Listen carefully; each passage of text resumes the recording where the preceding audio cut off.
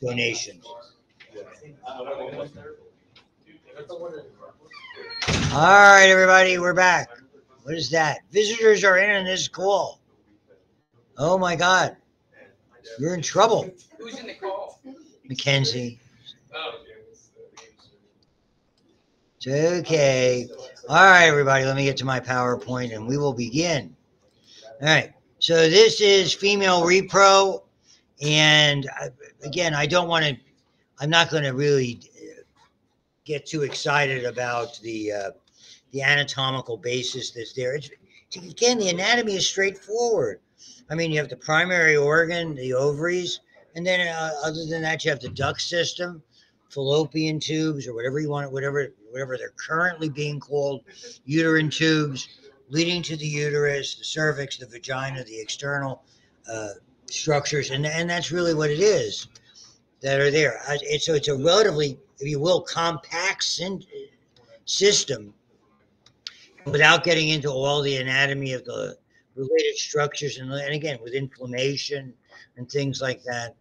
So I want to get to where we're going with this, so to speak. I think I commented on this a little bit when we started to look at, as I believe I started it earlier, as I recall. Yeah, the physiology. Again, I commented on this with the different follicular structures and things along those lines. Things that I would remember for our purposes is in what stage is the primary oocyte arrested? In what stage is the secondary oocyte arrested? When does it complete meiosis upon fertilization? Those are the kinds of physiological events, if you will, that you should be, so all of that. I think that's important. So, you're going to get a lot of this summer. Meiosis 1 completes in the vesicular, what I call the Graafian follicle. We begin to see that antrum layer that plays such a pivotal role. And then effectively the follicle, upon ovulation, becomes the corpus luteum, and the egg obviously becomes the egg. And if it's fertilized, meiosis 2 is completed. If not, then not. So those kinds of things are there. So to me, it's sort of basic knowledge of what's going on in meiosis. Again, obviously, the whole idea from a genetic standpoint, you're all very familiar with this, of course, is the sperm is basically just donating genetic material, and the egg is everything else. The whole idea of all the genetic bases of mitochondria and other cytoplasmic structures all come from the mom. Right, that's, and that plays a role forensically, of course. Okay, and then the other idea, these error rates and what makes necessarily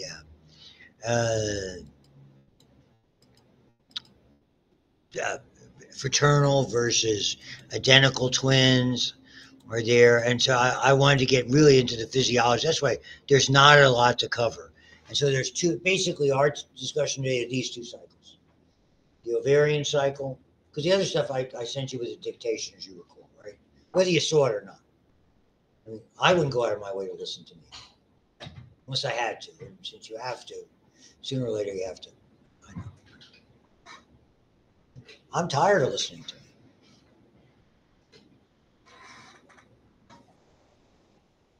Remember, we only have after today, are you ready? 6 more days together. Don't act like they're happy. Wait, that's low-key kind of sad. Happy doesn't even describe it. Okay.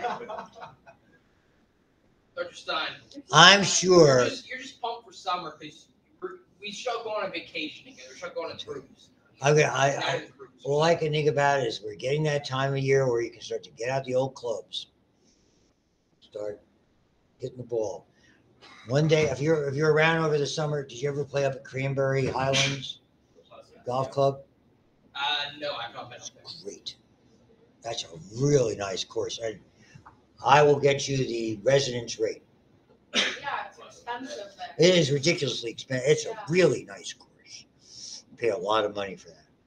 But if you're a resident, particularly if you're a senior resident, which I, interestingly enough, qualify for. one by Seneca? There's one up there. That's, Oh, no, I know which one it is. On the way up to the high school. yeah, No, I haven't played it that one. yeah. I pass that every day. Yeah. Moving on. And so here we go. So there's two cycles, the ovarian cycle and the menstrual cycle. And what the whole idea of today is to show you where these two kind of come together from a standpoint of hormonal activity and event activity. So and from a test question perspective, that's the first thing. When you say cycle, make sure it's ovarian cycle for ovarian and menstrual for menstrual, because they're not the same. So people erroneously will sometimes pick oh, you said this cycle. I thought you meant this. Make sure which is which. The ovarian cycle is much more specific in the sense that, and I know I covered this before, that the variability is the follicular phase, the growth of the follicle.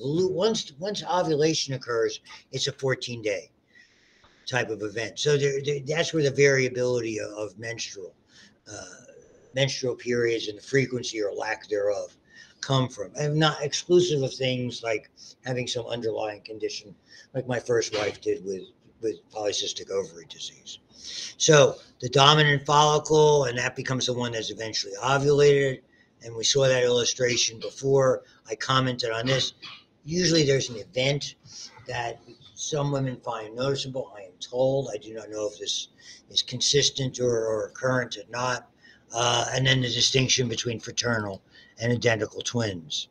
And then what's left, again, the corpus luteum, which left effectively of the granulosal cells, what they call the internal thecal cells, that takes over the glandular function in the absence of the placenta until the placenta forms in the event of not just fertilization, but implantation. That's there. If the pregnancy does not occur, and that would be better defined, I think, as fertilization and implantation, then it becomes the corpus albicans, and it erodes, and that really triggers effectively the onset of the sloughing of the endometrium. So and again, they're showing you the events. So look at the regulation. So this is small amounts before puberty, sufficient to inhibit the GnRH if leptin levels are adequate. Leptin is produced by fat cells. This is the critical piece. I'm sure I shared this anecdote with you when we did the anatomy part of the program. It bears repeating. This is what people have been doing with little girl figure skaters and little girl athletes and little girl gymnasts and little girl divers for time immemorial. I told you that anecdote because my daughter was in that group. Not that we could ever get her to stop eating like that, but trying to ensure that puberty was delayed during their competitive years. Because their optimal time was probably between 15 and 18. Ordinarily, puberty would have come, and trying to keep them at below 5% body fat, which would effectively mean the leptin levels. And to me, I can't even think of an adjective: hideous, evil. Okay. So at that point, if the hypothalamus, it becomes less estrogen sensitive whenever that time is, and at that point, eventually we get the cyclic phenomena and menstruation begins that are there. The GnRH stimulates, as we know, just like in the male, FSH and LH. FSH, follicle stimulating, the luteinizing hormone about estrogen and progesterone production. That's there. So the granulosa cells release estrogen and the luteinizing hormone, the thecal cells, to produce androgens, which convert the granulosa, which granulosa converts to estrogens that are there. So you end up with it's more complex than that. But in general, they work collectively, but also, so the FSH plays a role with both producing the follicle and also the hormonal aspects of it. And they're just showing you that stuff here. Okay. exert negative feedback, increasing levels. Inhibin from the granulosa cells also inhibits the release. And so only the dominant follicle can withstand that. That's what effectively selects the dominant follicle. For whatever reason, it is the one that can withstand this drop in follicle stimulating hormone. So whatever other follicles were selected would deteriorate with the exception of that one. And eventually that's what's ovulated. Okay. Estrogen levels continue to rise as a result of continued release by that dominant follicle. When it reaches whatever this critically high value is, this is another one of those interesting things where we see positive feedback. We see it in clotting, obviously.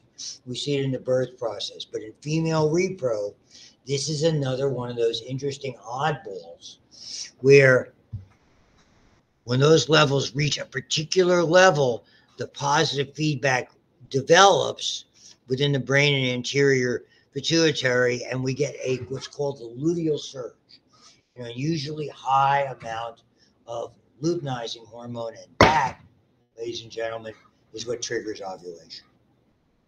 Always be aware of that.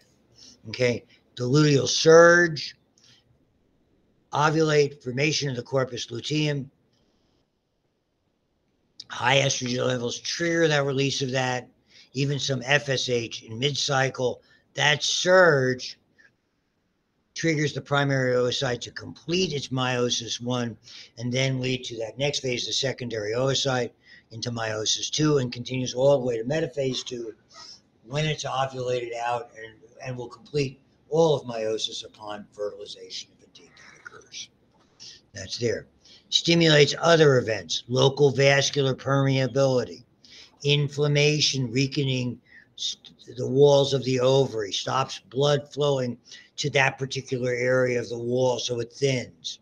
And then basically it ovulates out. So what happens shortly afterwards, estrogen levels decline, the follicle gets transformed by way of luteinizing hormone into the corpus luteum, stimulates it to secrete progesterone and some estrogen almost immediately. And progesterone is the critical piece for maintaining and developing the stratum functionalis. Estrogen is the predominant hormone in the ovulatory phase. Progesterone is the dominant hormone in the luteal phase. So those are worth remembering, and they'll show that to you here. And continually, those high levels of those two agents, progesterone and to a slightly lesser extent estrogen, inhibit LH and FSH release. Inhibin from the corpus luteum also enhances it.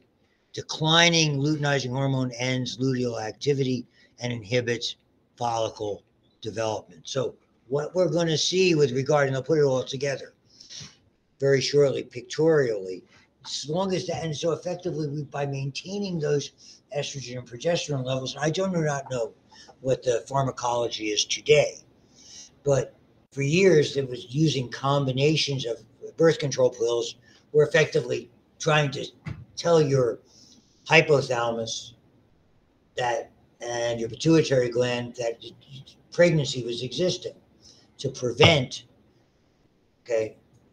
further ovulation, which would be effectively contrary to the events that were going on. That was the idea. It's very, very complex. I've said this a lot, particularly when I was in practice, and we were dealing with,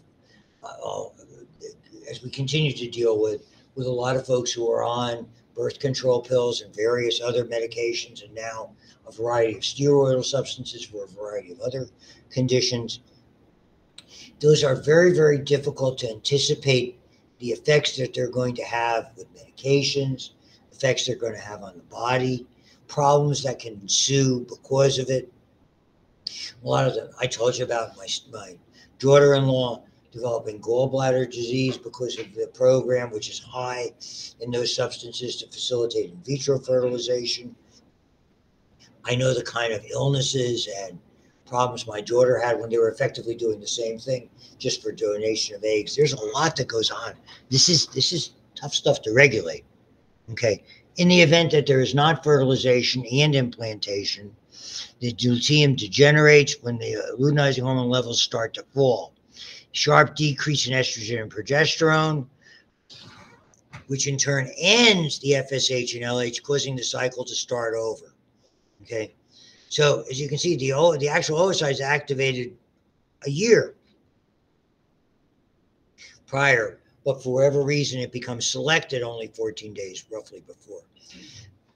Other cycle, the uterine, also known as the menstrual cycle.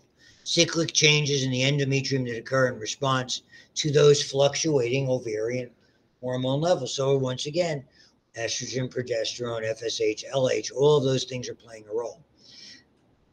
By definition, we started with the menstrual phase. So the start of menstruation is the first of the effectively 5 days of the phase. Then the pre-ovulation phase is the proliferation of the stratum functionalis, the layer where implantation is going to occur. The last 14 days after ovulation is effectively, think of it as development and maturation and glandular formation and secretory formation of that stratum functionalis in anticipation of implantation. So it starts, the hormones are at their lowest level, okay?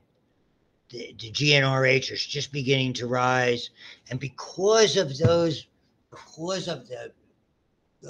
agents no longer being produced, as you will see shortly, we develop the detachment, the spasm of those spiral arteries that we had talked about previously, and is shed. 3 to 5 days, ballpark. I know there's variations. Rising estrogen levels prompt degeneration of the new functionalis, begins to thicken and enlarge glands, increasing reoccurring spiral arteries. Estrogen is the primary player in that, adding to more progesterone receptors in the endometrium.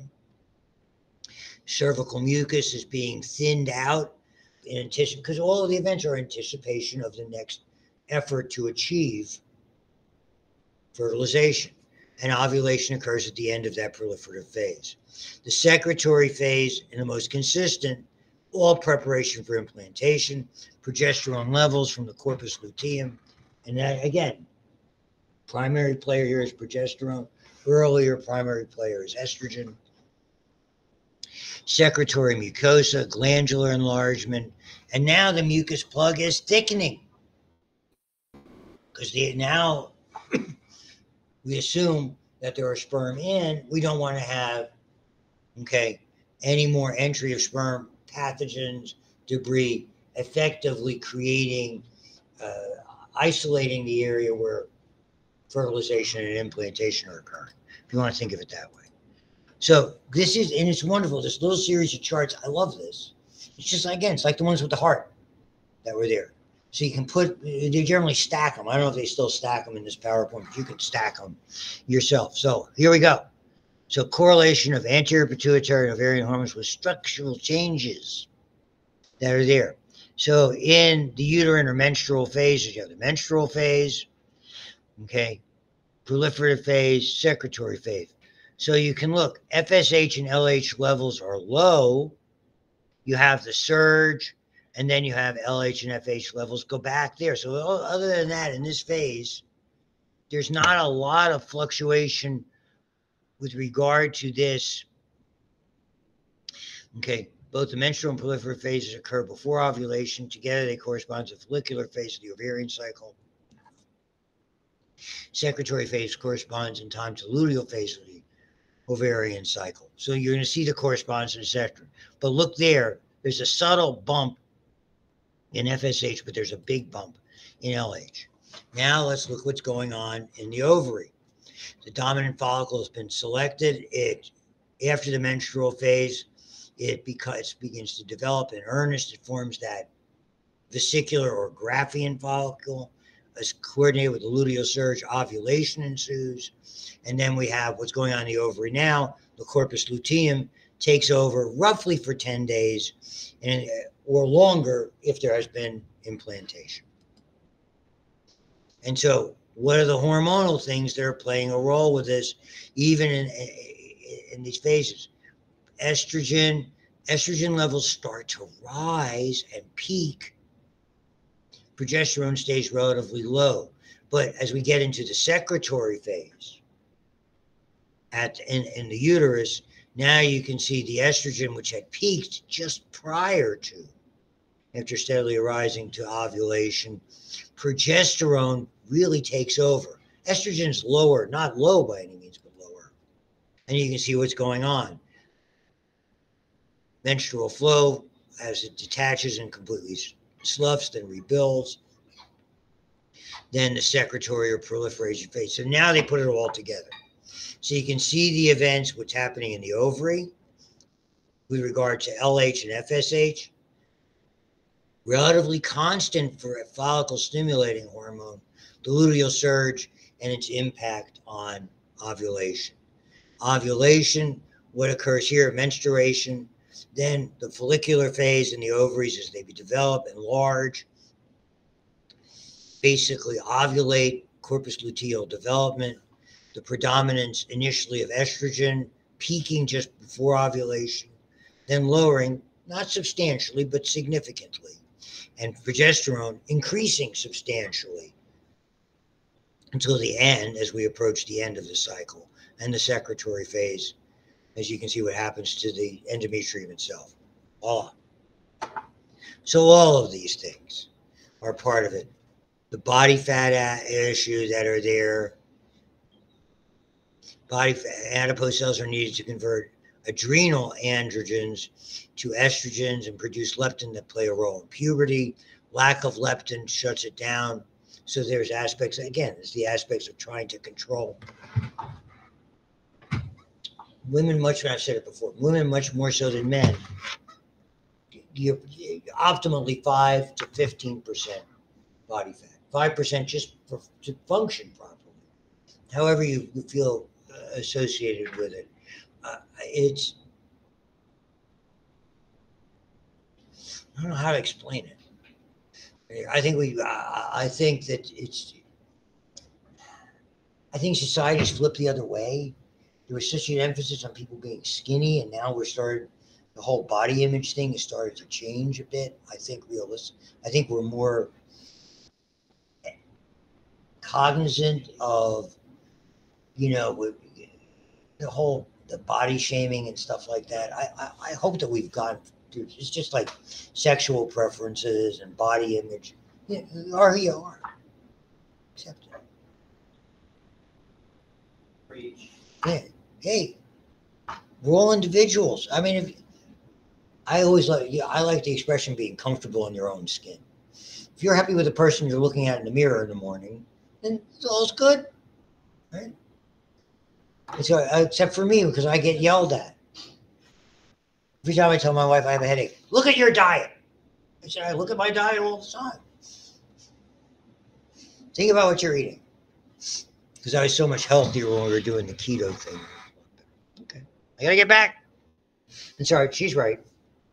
Remember, I know how to deal with her. I look her right in the eye and go, yes, dear. You're absolutely right. And for you guys, remember that. It works. You're out with the guys, you can review some of your commentary.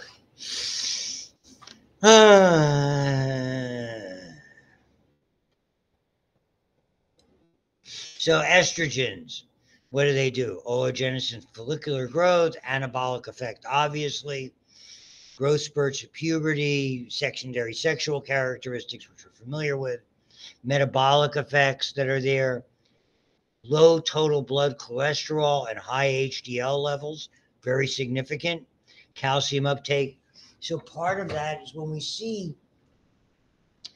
think of what that means for women, menopausal or postmenopausal women, how you become so much more worried, calcium vis-a-vis osteoporosis, cholesterol levels vis-a-vis, because now you're older, typical age is about 53, 54 years old, now you start to worry about heart disease, particularly if you're predisposed to it. I mean, it's scary stuff. That's there. Progesterone working together, okay, in the uterine cycle, cervical mucus, placental progesterone during pregnancy, uterine motility, breast for lactation, etc. So, I mean, they summarize this, I think, fairly nicely. I don't think there's a lot to say. The sexual response is very, very similar to the male. So we can look at that uh, and what those responses are. I mean, that's fairly straightforward. Uh, the distinction between men and women is the absence of the refractory period, which is common and grows longer with men over time or in the presence of certain medicines, perhaps less so. Uh, it the one thing, and this is anecdotal, and I don't have any articles. I know my first wife was on so many medications that were in the antidepressant category. Because she, I mean, it's sometimes, because I told you, I was telling Chelsea about the headache medicine, the Imatrix, which wasn't really impactful in that. Oh, that was nothing. Right. But she was taking, I'm trying to remember the names. There were a bunch that were part of it. And she was a half dozen medicines to try to deal with various kinds of depression. And they had a lot of impact on these areas. I mean, it was reversing some of the effects without getting too graphic. And I think really impacted her adversely in that kind of a thing. It really was. And so we have to understand that with some of the, particularly with the antidepressant medicines, there's a loss of some, it's almost like anti-estrogen effects. Maybe that's the best way to describe it. I don't know if they've remedied that now or not, but it's difficult because depression can just overwhelm people too much. Okay. And again, the idea, unlike the male, the climax or the orgasm is not necessarily participatory in conception. Again, the androgens, these are the libido is typically attributed to the testosterone-like precursor substances that come from the adrenal, because really that's the only place where they're produced. In the adrenal cortex, there's effectively an absence of testosterone-like substances otherwise, which brings us, and ever so briefly, I thought I would just throw this in and take 5 or 10 minutes. In our day and age, we call them venereal diseases. Now we just call them STDs or STIs, depending on, and it's so much more relevant now. And what made it relevant, what people used to think about it, because for the longest time, I tell this to the micro classes, and most of you did anybody here have me for micro? I don't think so. Oh, thank goodness. You didn't want me for micro. I have Mallard. I know. Matt does that. I would have rather had you. Oh, he's a nice guy. I like him. No, dude, he's so boring. He's okay. Not everybody can be a scintillating lecturer. We're all not gifted. I don't mind, but I used to be more active, jumping up and down, dancing, running up the chairs. I used to do that.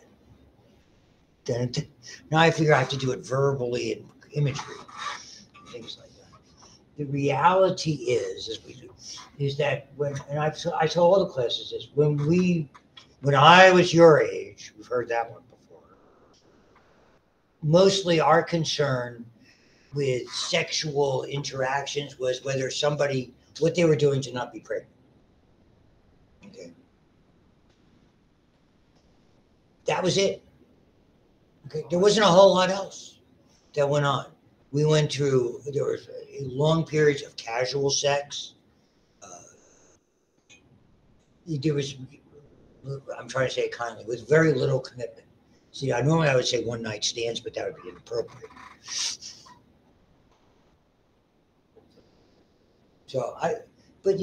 What changed all that was the advent and the identification in roughly the late 70s to early 80s of HIV, where we had a life-threatening, up until that time, even though the sexually transmitted diseases were life-threatening, everybody thought, well, if I get something like that, I'll just go to the doctor, they'll give me a shot, they'll give me a bunch of pills and fix me up. And basically, it worked. Most of the time, back in the 70s, when I started doing emergency room, it was syphilis and gonorrhea, which are treated comparatively simply if you get to them in time with antibiotics. As long as you get gonorrhea or other diseases, we classify them as two types, gonorrheal and non-gonorrhea. Okay. So either with gonorrhea, which you've had to treat fairly aggressively, or non-gonorrheal, which you treated aggressively anyway, but you were less worried about it. And that includes the most common today, number one bacterial transmitted, sexually transmitted disease, chlamydia. One on the hip parade. Trichomonas vaginalis, which is a protozoan, treated very easily by metronidazole. They all have the same thing like gonorrhea. They can cause in women pelvic inflammatory disease. And the biggest problem with women, and I'm going to say this, not to be rude and not to be judgment, but I say it all the time. The tragedy of these diseases is many times they are asymptomatic in women. And they are not as noticeable or clearly noticeable or clearly painful, and that makes them more easily spread. In men, they are typically much more symptomatic. This is the part that gets controversial. Guys don't care. Guys don't get stuff like that checked. They're very reluctant. Women have babies. They want to get it checked because they want their reproductive system to work well. Guys, as long as the equipment is working, don't want somebody going in and checking the equipment. Correct me if I'm wrong. And just saying. This is from a man with, I have a great deal of expertise in this area. How many people do you, knowing all this about sexually transmitted diseases and sex, remember how old my daughter was when she had her daughter? Not yet 16. So I'm an authority on this. Don't listen to what I have to say, but I'm an authority. Oh, you're in such trouble, Faith. Just giving me such a hard time. So, I, as a parent, I've experienced all of that. Okay, yeah. Now we know that the word condom was barely in the lexicon. Okay, barely in the lexicon. So all of that, chlamydia, can have awful complications. More common than gonorrhea was the cause of blindness. Now we look at chlamydia. 25 to 50% of all diagnosed cases of PID. Why not gonorrhea? There's less gonorrhea, and when gonorrhea is much more symptomatic, more painful. So a lot of times chlamydia ascends before the problem is there, that are there. Here you can see 20% of women, 10% of men have symptoms, left untreated sterility. So it's not as painful. The conjunctivitis, respiratory infection, but it's relatively easily treated. Trichomonas vaginalis. Yeah, more common in women. Very inexpensive. We have the magic of metronidazole, Flagyl, which is a drug of choice for C. diff. If you're familiar with that, it's a very, very common infection. It targets anaerobic metabolism. It's an antibiotic that works on protozoans because of their anaerobic metabolism. Just saying. And the discharge, gonorrhea, much more symptomatic, much more painful. I mean, we saw, not multiple cases daily in emergency room when I was in the inner city in Philadelphia. Gonorrhea and syphilis. They'd come in we used to call it the carnal flu. And now we're seeing more resistant. Syphilis, historically of tremendous significance, still not gone away. Everybody, I probably gave you this little bit of nugget. They used to do a blood test before you got married, right? I told you that. Didn't tell you that? No. Oh, where have you been? So I got married. First time I got married in 1978. Okay, everybody, with the exception of West Virginia and Nevada, states had a 48-hour delay between. It wasn't to stop you from getting married. It was so that the health authorities could try to check the spread of syphilis. I don't know when that stopped. I'm going to tell you maybe by 1990. I don't know. I'm guessing. I got married the second time in 2013. We didn't have to have it. The blood test was so that health authorities could could find out who you identify that to you and identify your contacts in an effort to spread it. That's what public health officials do. So that's when people wanted to get married quickly. From around here, they went to West Virginia because they didn't have a waiting period, or they go to Vegas. Have Elvis married. Yeah. Thank you. Thank you very much. Just, I got married in San Diego, overlooking the bay. Yeah, and I'm not going to go into all the litany of syphilis. Number one, the hit parade. To me, because like herpes and HPV, once you got it, you got it. It doesn't mean it's going to bother you. It doesn't mean you're going to die of cervical cancer. It doesn't mean something tragic is going to happen, but it could recur at any time. And a lot of people, it does not. And the fact that 15 to 30% of all cancers are directly related to viral infections, the number one guy on the hit parade for that statistic is about half of those are HPV. Okay, and they cause warts of all types, and that's why the immunization really isn't recommended for people over 26 years, because if they've been sexually active by that time and non-immunized, they've already got it. It's not what's called in epidemiological circles a reportable disease. Herpes, trichomonas, and HPV. Reportable diseases are reportable because we have a chance to control them. So syphilis and gonorrhea, chlamydia, reportable. At least we can try. It's the old barn door and cow situation. HPV, trichomonas, and herpes, that ship sailed. 80% of invasive cervical cancers are linked to some strains of HPV. And it's not just the mistaken notion, penile, anal, or pharyngeal, which is the number one growing area. I mean, you don't have to look far. One of the more famous award-winning actors of all time, okay, Michael Douglas, whose dad is one of the greatest actors ever, Kirk Douglas. You know, I mean, what caused your oral carcinoma? You know, because he liked that. And he had stage 4. It's not as nasty as stage 4. It's just the way it was. And so the vaccination, and so you can see that recommendation has changed. I talked to an OBGYN some years ago when it started, very close friend of my sister and her husband, who had never had a problem with that immunization. I do not know statistically what it was. And genital herpes, a real problem with the first case, if it's not treated at the time of vaginal delivery. Herpetic encephalitis is awful. Okay. Fortunately, it is the fetus and herpetic malformations and herpetic encephalitis, big problem. Herpes, a big problem. Fortunately, Valtrex and the related chemicals, the acyclovir family, are the best of the antivirals because they're activated only in cells that have been infected.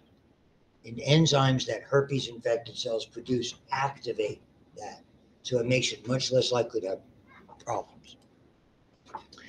And I'm sure that's all the information that you ever would need from me.